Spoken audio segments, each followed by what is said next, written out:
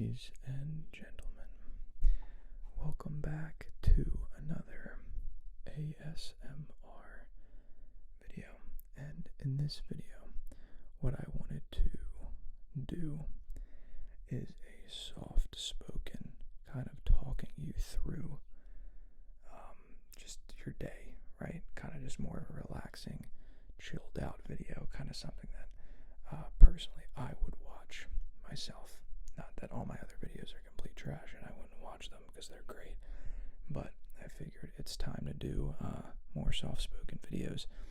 Someone, at least one person for sure, agreed with that in the comments down below at one point in time. So with that being said, I guess I'll start by saying, and again, like I said, it's going to be a chill, relaxed, laid-back conversation. There have been many, I guess you could say, ups and downs in my life lately, and that's typically how life tends to go. And it's really important to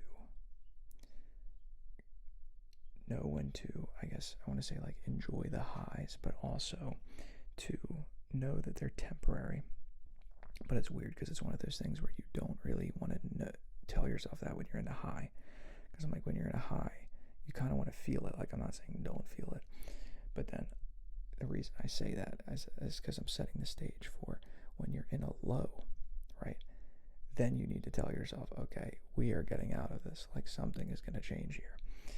And I think that's really important because that's just kind of like the waxing and waning of life, is that there's these total peaks, and it's weird. Like, I don't know if this has been the same for anybody else, but sometimes it's almost like comical how high the highs are, right? Like, there's things, like, everything's going well, and I think what happens is when a few things start going well that maybe you really care about or you've been working towards or whatever, I think it creates a compound effect, and it can go both ways. And that's kind of the, I guess you can think of it as like interest, as in, is it negative interest or is it positive interest? Because interest can compound in your favor, right? Like, if you have money in a bank account, that can compound. If you have credit card debt, that can compound the opposite direction. So I think life is like that in a lot of ways, where you really, I guess the good news is you pretty much only need one win to kind of start your win streak of just, keep crushing. But then again, there's also an opposing side where it's like, well, one loss could be like, and then you just start to notice losses. So I think it's very important that we train ourselves to be able to just kind of step back for a minute. If there's anything I've learned over the last few months, it's that, like, you need to be able to, I guess the best way I could put it is, imagine you had like the most supportive friend of all time, right? Like, someone who, like, every time you were like down or unconfident or just like a lower version of yourself, imagine there was someone there. And maybe you've had something like this in your life, which is why it's easy to visualize someone who's just like always encouraging, or they're always upbeat or always positive. And like, you need to be that for yourself, right? So if you're at this low point, like, you're going to listen to your thoughts. And now, if we want to get real philosophical here, you are not your thoughts. And this is just scratching the surface of how deep I would actually like to go. I think I will go a little deep on this, because why not? But let's go there. So for starters, the friend thing, right? Imagine that you had a friend who was like the most supportive. Like, every time you were like, I don't know if I should do that, or I'm in a bad spot, or this or that, someone's there to be like, dude, do you know who you are? They remind you who you are. You've been through this, you've been through that, and you got through it, right? That's what you need to be for yourself. You need to pep talk yourself all the freaking time. But on top of that, to get really deep, you are not your thoughts. Meaning, I don't actually know where your thoughts are coming from. I don't know where my thoughts are coming from. They kind of just do, right? So it's weird because it's the perception of like, well, no, of course I am the one thinking them.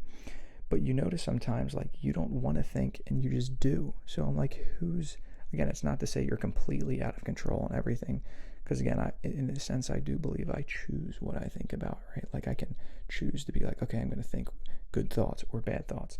But the point is, to an extent, they seem to be spawning in a little bit, right? And even if they were spawned by you, the point being is you are not them, meaning you don't actually have to identify with the thought. So if you're saying, I'm in a bad spot, or I'm this way, or I'm that way, it doesn't actually mean anything. It's just you telling yourself that. For example, let's say I'm a human, and someone comes up to me one day and says, dude, you're blue. And not like blue like upset, like you're literally blue. Like your entire, like you look like you're from Avatar, right? You're blue. You would laugh that off because you know you're not blue.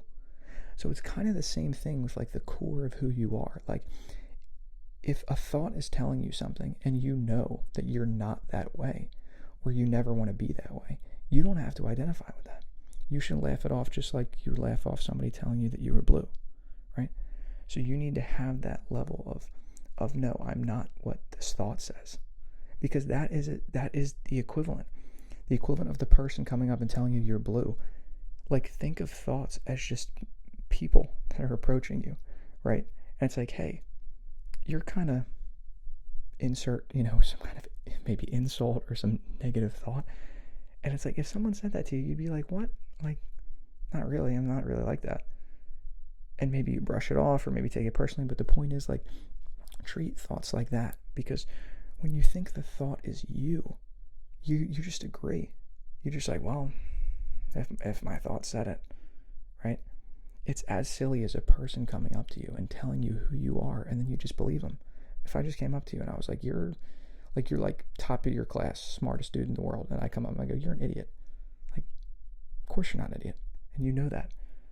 So a thought is the same. So if you have a thought that tells you you're an idiot, and you know that's not the case, then you're not an idiot. But if you identify with the thought, you are. And not are in the sense that you literally are. It's like you agree with it. So think of thoughts as almost these kind of prompts that we have for who we actually are, right? Because I have an itch on my nose, and that has nothing to do with really anything. But I know I have a ton of these going throughout my day where my mind is constantly racing and telling me these past stories and past beliefs. And it's our job to kind of unwire these and fix these, because as kids, we were literally just blank slates and we were trying to figure out the world. And then you get to a point where the limit of your potential, and this is getting deep here, but it's true, the limit of your potential is genuinely your beliefs about yourself. For example, there are things that I don't want to say will never do, because there's always room for change. But there are some things that I have just ruled out for myself based on the premise of past beliefs that honestly don't serve me, right? Like if I didn't think I was the most social, or I didn't think I was the most X or Y or Z, those don't actually serve me. I mean, talking to people is good for millions of reasons. So does it serve me to believe that I am reserved? Not really. So point being is like, it all starts with the awareness of it. So don't use the awareness to upset yourself. For example, if you say, oh, I'm this way and I hate it, you used it the wrong way. The point of gaining the awareness is that you kind of wake up to it. You go, oh, I'm this way, but I want to be the other way, right? So use it for what it's actually there for. Because if you're living your life unconsciously, that's not good. But then one day you might go, oh, I didn't realize I was this way. And that is the moment where you shouldn't shame yourself for being like, oh, I don't want to be this way. I don't want to be this way. You should be like, oh, I can change. I can change right now, right? And that is the most like liberating thought, is even now, like I have built up beliefs of like, no, like, and yeah, like maybe there's a time period, it takes time. But the point is that you are working towards an end, right? And you have hope, right? That you have hope that like there will be a change, because of course the worst thing in the world is using the awareness that you have to then be like, I don't have that. right? Because that's what most people do. They use the awareness on the lack. So even, for example, like let's say you lack money. Most people's first reaction is not to say, wait, I lack money, I should get money. They lack money, and then they just focus on lack of money. So it's like you're just using the gift, sort of, I guess, of the awareness of the lack. And instead of saying, well, of course you want the opposite, but most people are focusing on the lack. So the point is, you shouldn't be doing that. You shouldn't be in this echo chamber. And that's the hard part, is it is your own mind. So even right now, you're going to have thoughts racing of like, oh, he's wrong, or he's this, or maybe you're asleep. I don't know.